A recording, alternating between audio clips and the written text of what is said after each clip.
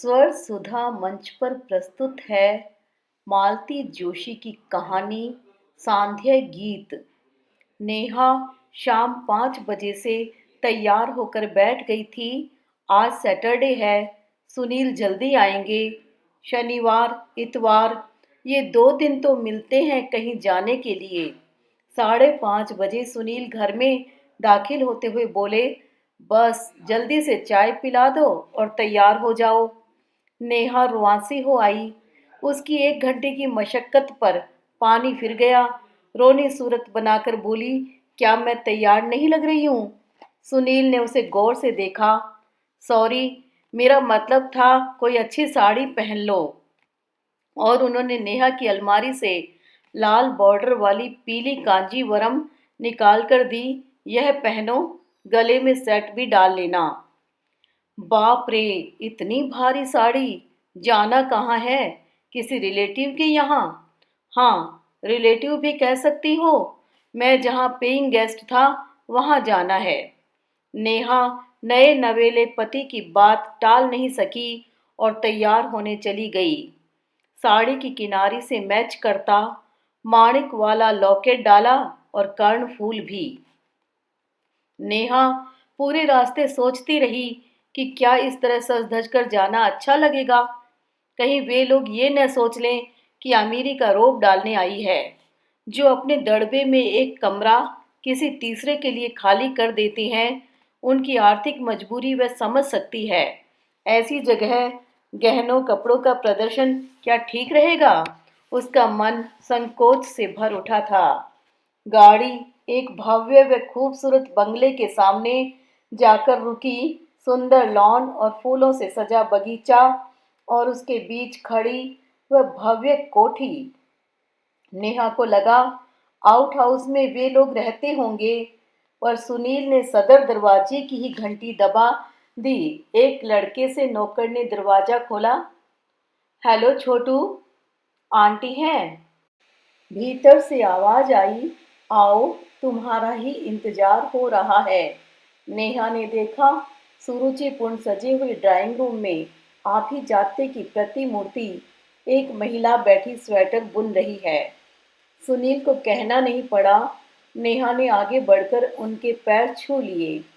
उसका माथा चूमकर ढेर आशीर्वाद देते हुए बोली, सुनील, बड़ी सुंदर बहू लाए हो भई। नेहा शर्म से लाल हो गई। अपना सजना संवरना उसे सार्थक हुआ लगा। तभी एक लहीम शहीम महिला कमरे में दाखिल हुई। नमस्ते बुआ जी, सुनील ने कहा तो नेहा ने भी नमस्ते कर ली। तभी आंटी ने ठहोका दिया, बुआ जी हैं। नेहा ने इशारा समझकर उन्हें प्रणाम तो कर लिया, पर वह उन्हें इस घर से नहीं जोड़ पा रही थी।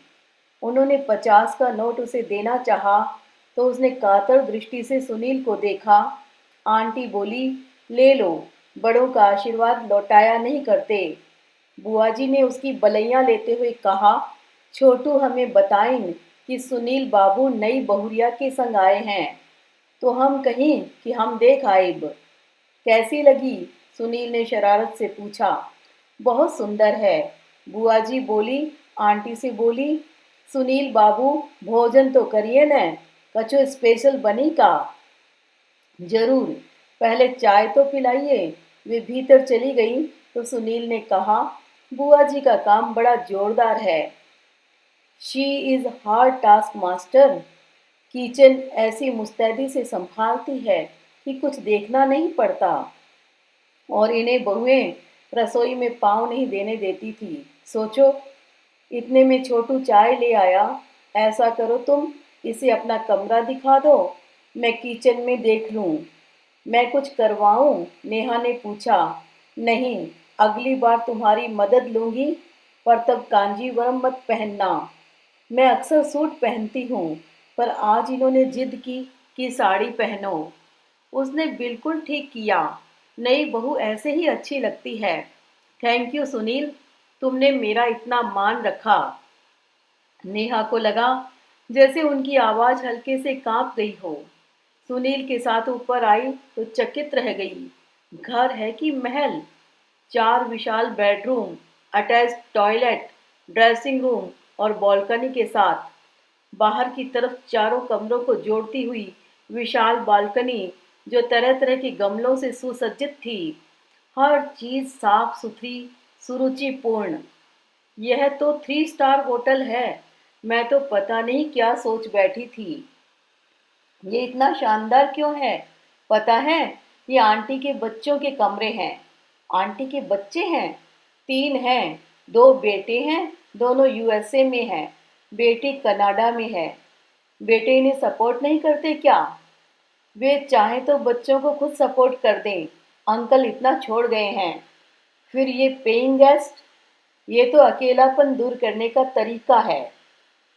वह बोली, मुझे तो अचरज होता है कि आंटी इस उम्र में ये बवाल पाले हुए हैं। नहीं तो आमतौर पर औरतें तो ऊब जाती हैं। मेरी माँ खुद दिन में 3 बार कहती हैं कि इस चूल्हे चौके से मरने के बाद ही मुक्ति मिलेगी शायद। दोनों स्थितियों में बहुत अंतर है। तुम्हारी माँ पर यह काम लादा हुआ है, जबकि आंटी इसे स्वेच्छा से कर रही हैं। दूसरे आंटी करती नहीं हैं, करवाती हैं। तुम्हारे भैया भाभी को भी सोचना चाहिए कि माँ की उम्र अब कष्ट करने की नहीं, सिर्फ सुपरविजन करने की है। रसोई में हेल्पर बहुत जरूरी है। वही तो, इतने दिन तक तो मैं थी, अब शायद माँ अकेले ही खटती होगी। माँ की याद आते ही नेहा का गला भर आया था। नीचे आए तो देखा आंटी मोगरे की कलियां चुन रही हैं। सोचा तुम्हारे लिए गजरा बना दूं। शुक्र है गजरे लायक तुम्हारी चोटी तो है। नहीं तो आजकल शादी के दूसरे दिन लड़कियां बाल कटा आती हैं।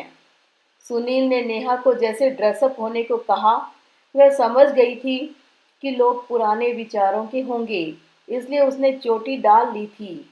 इस निर्णय पर उसने खुद को शाबाशी दी। वे लोग लॉन में बैठ गए थे।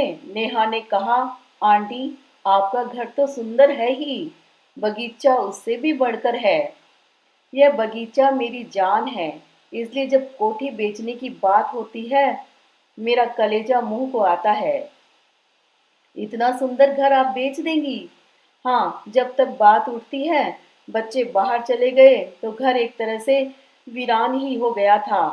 साहब के जाने के बाद तो इतने बड़े घर में अकेले रहना एकदम नामुमकिन था। बेटों के पास चली गई तो वहाँ भी मन नहीं लगा। उतनी फास्ट लाइफ हम लोग नहीं जी सकते। पहले दोनों जाते थे तो एक दूसरे का साथ होता था। बाद में तो मैं एकदम ही अकेली पड़ गई। वे लोग मेरे लिए कितना समय निकालेंगे और कैसे निकालेंगे? फिर सोचा कि अगर अकेलापन ही भुगतना है तो अपने घर में क्यों नहीं, कम से कम यहाँ मेरी जड़ें तो हैं। उन्हीं दिनों बुआ जी मुझसे मिलने आई। बोली, सांस रहते अपना ठिकाना मत बेचना, नहीं तो मेरी तरह चक्कर घिन्नी हो जाओगी। ये बुआ जी आपकी ननद हैं? हाँ, साहब की चचेरी बहन हैं। इनके पति नहीं रहे तो चारों बेटों ने खेत घर बेचकर पैसा आपस में बांट लिया। तय हुआ कि माँ बारी बारी सबके पास रहेगी। अपनी बारी से एक दिन भी ज्यादा कोई नहीं रखता था। 2 साल में ही हाँफ गई बेचारी। बोली, यह परिक्रमा अब नहीं होती। मैं किसी एक के पास रहूंगी और सब लोग वहां पैसे भेजते रहना, पर हमेशा के लिए रखने को कोई तैयार नहीं है। उनकी कहानी सुनकर लगा, जब देसी बहू बेटों का यह हाल है तो विदेश में बसे बेटों से क्या उम्मीद की जाए। वहां तो बूढ़ों को घर में रखने का रिवाज ही नहीं है, इसलिए गेस्ट हाउस शुरू किया। हाँ, यही समझ लो, अकेलापन काटने का कोई साधन तो चाहिए न। आप सोशल वर्क नहीं करती?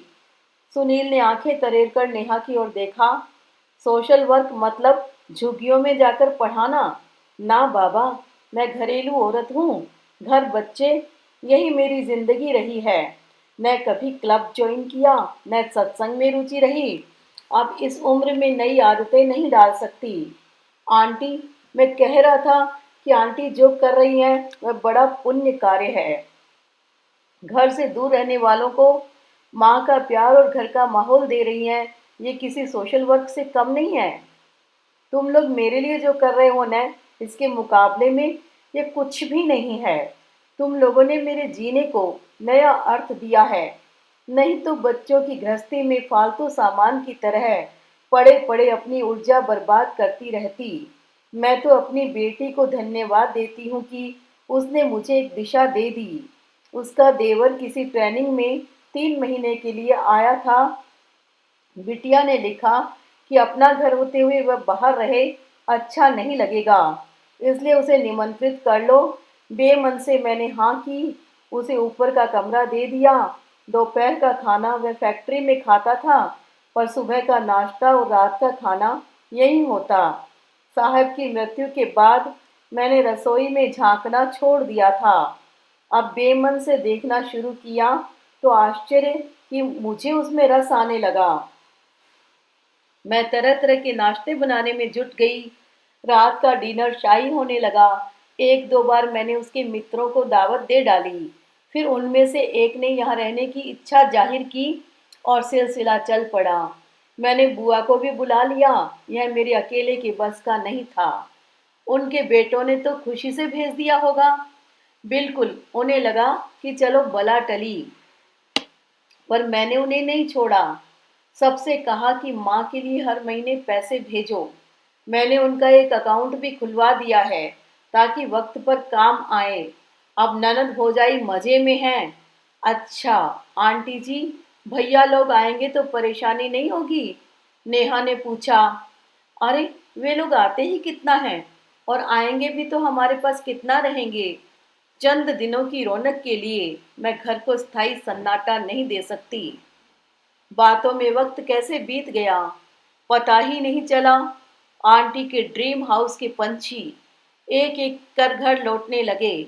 तब समय का भान हुआ। सबने सुनील और नेहा का स्वागत किया। उनको पता रहा होगा, क्योंकि कोई बुके लाया था तो कोई आइसक्रीम का फैमिली पैक। खाना शाही था। इतनी बड़ी डाइनिंग टेबल नेहा ने पहली बार देखी थी। आंटी ने बताया कि उनके घर में हमेशा इतनी पार्टियां होती थी कि यह मेज भी छोटी पड़ जाती थी। टेबल को सुरुचिपूर्ण ढंग से लगाया गया। सुनील और नेहा की थालियों के सामने सुंदर रंगोली की गई थी। खाना तो सुस्वादु था ही। बुआ जी की स्पेशल कचौड़ी व खीर भी गजब की बनी थी। शादी के बाद नेहा कितनी जगह जा चुकी थी, पर ऐसा सहज आह्लादपूर्ण वातावरण कहीं नहीं मिला। यह घर ऐसा था कि यहाँ बार बार आने की इच्छा हो रही थी। चलते हुए आंटी ने चंदेरी साड़ी, बिछुए और चूड़ियाँ दी। उसने प्रणाम किया तो अंक में भरकर बोली, आती रहना। बेटे मेरे बहुत हैं, पर बहू फिलहाल अकेली तुम ही हो। आना तो है आंटी जी, आपसे कितना कुछ सीखना जो है। रास्ते भर उसके दिमाग पर खुशनुमा माहौल जारी रहा। उसने आंटी से कहा था कि आपसे बहुत कुछ सीखना है, पर उसका मकसद खाना बनाने से नहीं था। उसे तो आंटी से जीने की कला सीखनी है। कितनी खूबसूरती से उन्होंने अपनी एकाकी जीवन संध्या को आलोकित कर लिया है। उनकी अपने छूट गए हैं, पर अपनी ममता का संचित कोष लुटाकर उन्होंने फिर से एक परिवार बसा लिया है। उसके रहते वे कभी अकेली नहीं होंगी।